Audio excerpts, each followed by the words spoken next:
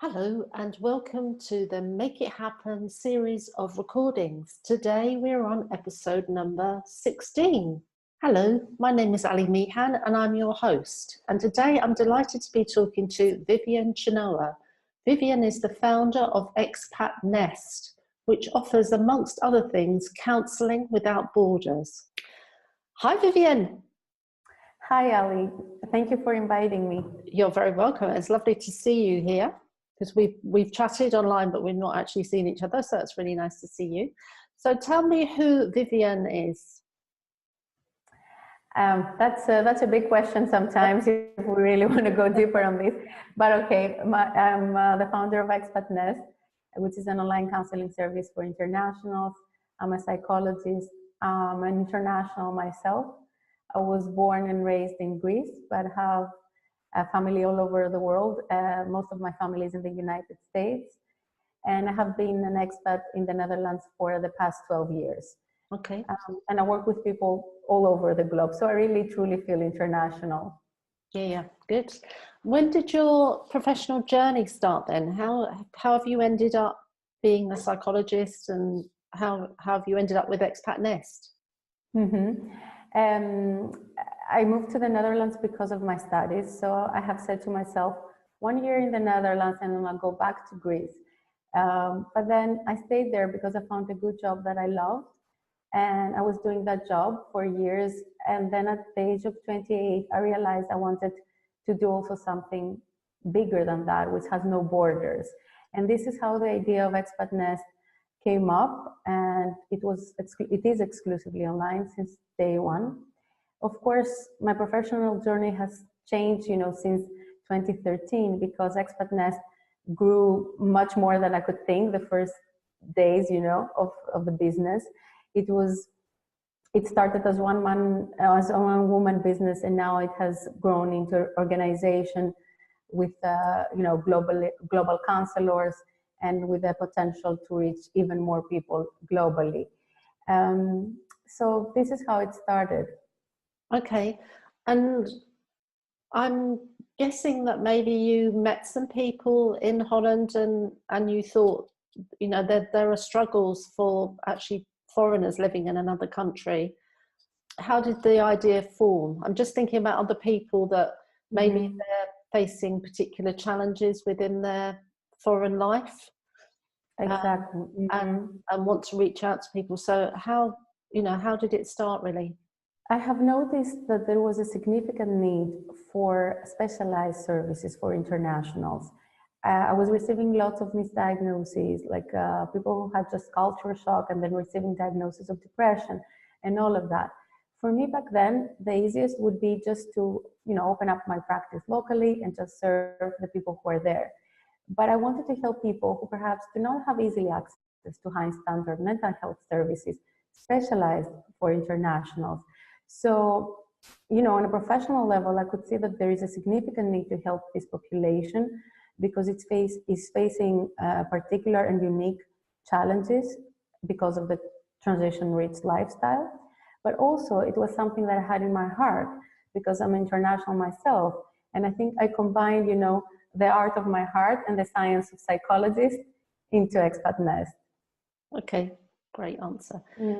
Did you face any business roadblocks when you were creating your business?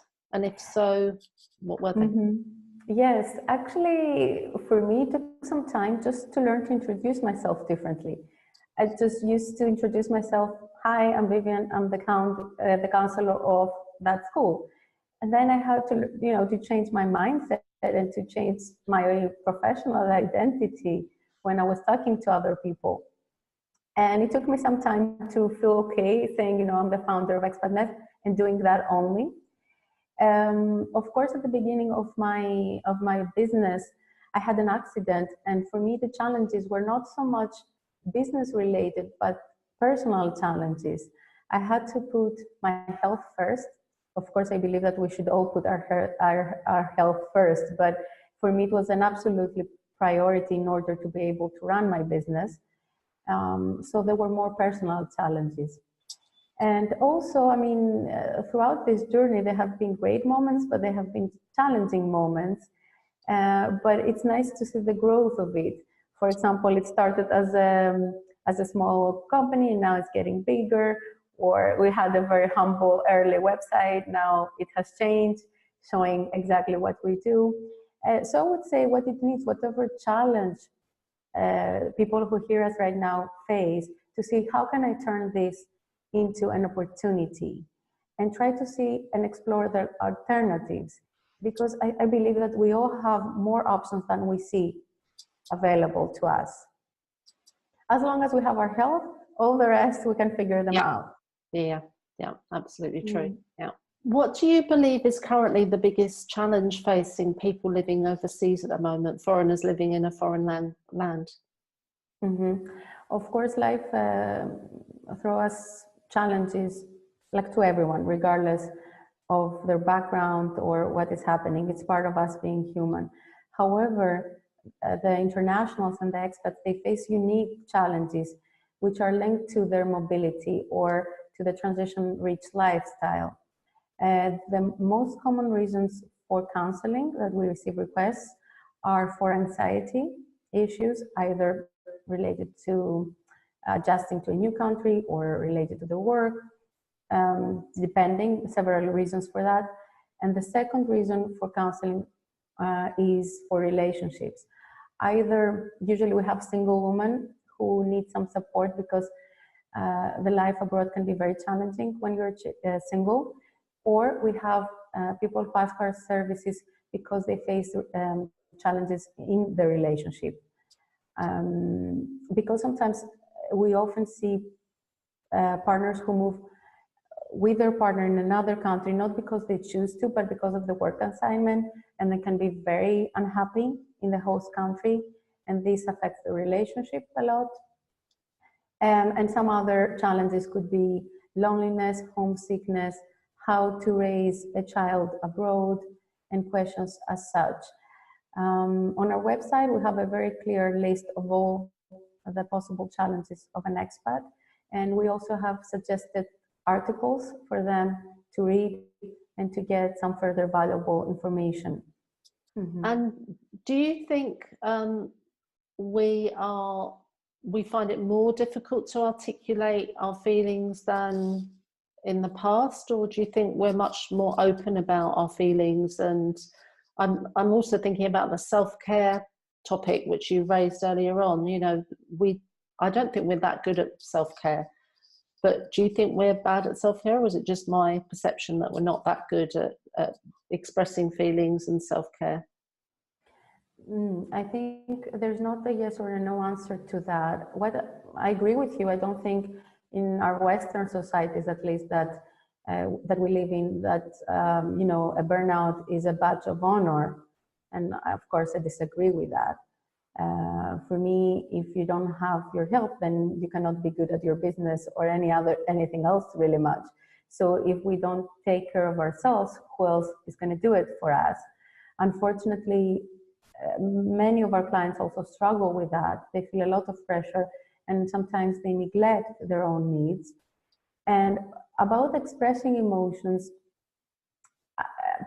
there are many parameters to take into account here. In some cases, it can be the cultural discussion to have around this topic, or in some cases, females complain that men do not express their emotions, etc. It can be like gender-based discussion. It can have really many parameters and stereotypes as well. So I cannot give a clear answer that yes, people nowadays struggle more with expressing emotions. So I was in Davos in Switzerland during the World Economic Forum, and I love to see that people start talking more about mental health. And they had actually a discussion just for that, with the main motto there that it's time to start talking about mental health and expressing our emotions, because the opposite of that can really cost us a lot in our health, physically and mentally. Yeah. What would be your advice to for expats living in another land, so the foreigners, around mental health? Because I'm aware with running Costa Women, it is a big issue because we don't have our normal networks around us, you know, the networks you would have in your home country, friends and family who maybe have known you for years and years and years and can pick up easier that things aren't 100% right. So what would be your advice for people living overseas? Mm-hmm. To reach out to initiatives like yours, for example, to reach out and to start connecting with people, because this disconnect is what is really killing them deep down, because you start then feeling lonely or depressed or anxious. So this sense of belonging and community, I think it's crucial for our mental health. And also, you know, stress management is all about three components. 50% is lifestyle, how well you sleep, what you drink, what you eat, how much you exercise, having enough social support around you to feel happier. Another 25% is how you set boundaries on others who may keep asking you things that you cannot deliver and you feel anxious about it. And another 25% is how you respond to these events. We help our clients in all three components, but really, because we mentioned about the sense of community and belonging, this really goes also under the lifestyle. And I would really encourage them to start knowing, okay, what are the available resources in their area or online, and also to keep, you know, the channels of communication open with the people they love back in their home countries. Because I see sometimes that expats feel like they belong everywhere and nowhere. It doesn't necessarily have to be this way. Okay, that's good to know that that's a resource, and we'll put links to your website below the interview. Mm-hmm. Do you have a business role model? And if so, who are they? Actually, I have been inspired by so many people that I deeply admire. For example, some people who the first person who comes to my mind is Ruth van Ricken, from the author of Third Culture Kids book, which is the Bible for international children. But really, I will be unfair just to name a few people. I think I have been inspired by so many on different levels. For example, I really admire business owners that they have balance between the personal lives and the professional lives, or I admire business owners who are visionaries and they can always be 7 steps ahead of what they do right now. An organization that I also truly admire is Families in Global Transition. I'm very much involved and I serve their board at the moment. But I like it there because there are many people who we share a similar vision about the international community, and they're also from different aspects of the international life. So they're not only psychologists or counselors, but they give me different perspectives on life based on their professions. So I would say that. I don't know if I gave you the answer you wanted with names, but I didn't have a set answer because it's whoever is, you know, it's your personal experience. So, you know, mm-hmm. Just tell the listeners, in case they don't know, what a third culture kid is, because some people don't actually know what that term means. Right. A third culture kid, like I will try to say it in simple words because there are lots of terminology and lots of literature behind it, is a child who has a mobile childhood or adolescence and has moved. It doesn't, the number, like the third part does not refer to the number of the countries that they have moved, but it also reflects the mobility that they had during their developmental years. Okay, yeah, and it could also be that they have parents that are different cultures, for instance. Also possible, but their parents can also be monoculturals, but the children has this mobility in their developmental years. Okay, good. Mm-hmm. Do you think you're a serial expat, or are you looking to make roots in your new home, or are you digital nomad looking for the next adventure? Do you fit in either of those categories? Not exactly. I think I like to have roots wherever I am. So at the moment, I think my roots are the Netherlands and Greece.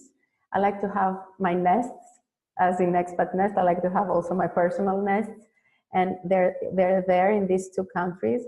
And But I like also the digital nomad lifestyle. Like in the past, I was in the States for some months, visiting my family and friends, and also making valuable professional contacts. I tend to do something similar this year. I don't know if it's possible for some months, but I would try as much as possible because I like this kind of break in the routine. Okay. What's one thing that you have to have in your nest in Holland that comes from Greece? Oh, that's a good question. Food, I think. Okay. I love food, so I cook, more the Mediterranean cuisine, etc. It makes me feel more at home. Right. Okay. Any specific part of the Greek food or Mediterranean cuisine that you love? Actually, I love all of it. I love food in general, and I like to explore different cuisines. But I love cooking as well, so I try also to cook healthily. Right. And to eat healthily. Not always, but I try my best. Yeah. Okay. What book did you read in 2018 which made a difference to your life, and why? I really like the book of Arianna Huffington called Thrive. I read it actually back in 2016, and I made also a book review about it, but it continues to inspire me. The reason for that is, for me, when I read it, it was a wake-up call, because as I mentioned to you, I had also that accident story back then when I was reading, and I was recovering from that, and it made me prioritize my life differently. For example, it had a lot of focus on putting as a first priority your self-care, or that we can start with small steps in improving our lives. For example, a good pillow and a good bed is a good starting point, so we can sleep better, and it's crucial. Yeah. Because if you don't sleep well, and then really the next day you're exhausted. Yeah. And small things like this, or that no is a full answer, without going into the anxiety of finding excuses and explaining why you cannot do something and feeling bad about it. And small things like that. But I really love this book, and I would recommend it to our viewers. Okay. And you've written a review, so we'll put that in the show notes as well, so they can read your review of it. Do you have a superpower? And if so, what is it? I wish I had, Ali. I wish I had one.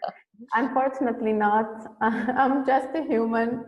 But I think what could be close to that would be, I guess, my intuition, and to understand people's feelings without necessarily talking about them.